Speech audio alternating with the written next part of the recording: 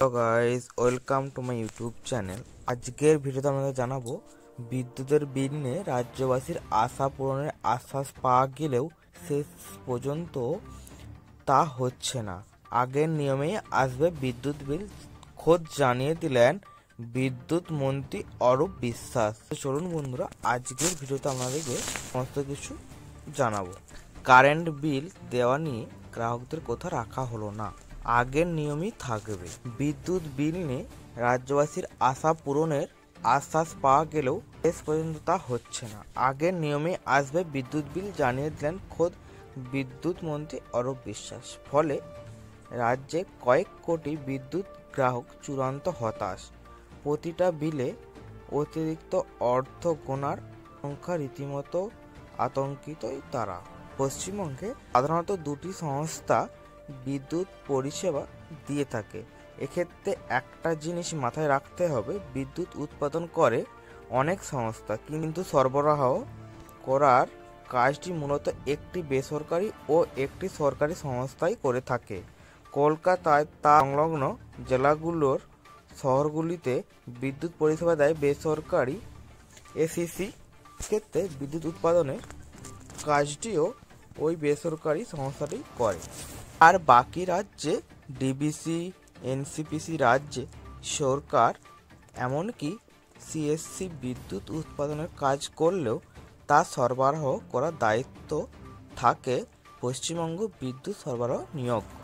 এই দুটি সংস্থার পরিষেবা নিয়ে নানান অভিযোগ আসে, তবে এদের মধ্যে মৌলিক পার্থক্য হলো বিদ্যুতের বিল দু রকমভাবে আসে। এসিসি এলাকায় গ্রাহকদের প্রতি মাসে বিদ্যুৎ বিল নেন, ফলে মাসের বিল মাসেই মিটিয়ে দেওয়া সেখানকার রীতি। কিন্তু স্টেট ইলেকট্রিসিটি বা রাজ্যের বিদ্যুৎ পর্ষদের এলাকায় গ্রাহকদের কাছে প্রতি 3 মাস অন্তর বিদ্যুৎ বিল হয়। এইসব এলাকায় 3 মাস অন্তর বিদ্যুৎ মিটার রিডিং নেওয়া হয়, আর এই বিষয়টি নিয়েই মূলত আপত্তি গ্রাহকদের। রাজ্য বিদ্যুৎ পর্ষদের অধীনস্থ গ্রাহকদের দাবি, 3 মাস অন্তর বিদ্যুতের বিল হওয়া তাদের খরচ বেড়ে যাচ্ছে, কারণ তাতে একসঙ্গে অনেক বেশি ইউনিট উঠছে। অথচ মাসে মাসে বিদ্যুতের বিল দেওয়া ব্যবস্থা থাকলে এই অতিরিক্ত খরচ থেকে রেহাই পাওয়া যেত। এই বিষয়টি নিয়ে গ্রাহকরা অনেকদিন ধরেই দাবি করেন এবং সেই দাবিতেই তারা আন্দোলনও করেন। বিষয়টি রাজ্যের বিদ্যুৎ মন্ত্রীর নজরে আনা হয়। এরপর পরীক্ষামূলকভাবে রাজ্যে সরকার কিছু এলাকায় প্রতি মাসে বিদ্যুৎ বিল দেওয়া ব্যবস্থা চালু করে। তাতে সকলে ভেবেছিল ধীরে ধীরে বাকি জায়গাতেও এই ব্যবস্থা চালু হবে, কিন্তু সম্প্রতি নূতালডিহি বিদ্যুৎ কেন্দ্র পরিদর্শনে গিয়ে বিদ্যুৎ মন্ত্রী অরূপ বিশ্বাস পরিষ্কার জানিয়ে দেন, প্রতি 3 মাস অন্তর বিদ্যুতের বিল দেওয়া যে রীতি প্রচলিত আছে সেটি থাকবে না। 3 মাস অন্তর বিদ্যুৎ বিল দেওয়া যে রীতি প্রচলিত আছে সেটাই থাকবে। ফলে প্রতি মাসে বিদ্যুৎ বিল আসার দাবি পূরণ হচ্ছে না। এর কারণ হিসাবে প্রতি মাসে বিদ্যুতের মিটার রিডিং নেওয়া সমস্যার কথা জানান তিনি।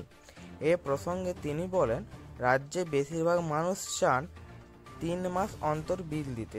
যেহেতু বেশিরভাগ গ্রাহক গ্রামীণ এলাকায় থাকে, তাদের পক্ষে বিদ্যুতের বিল জমা দেওয়া কঠিন বলে মন্তব্য করেন মন্ত্রী।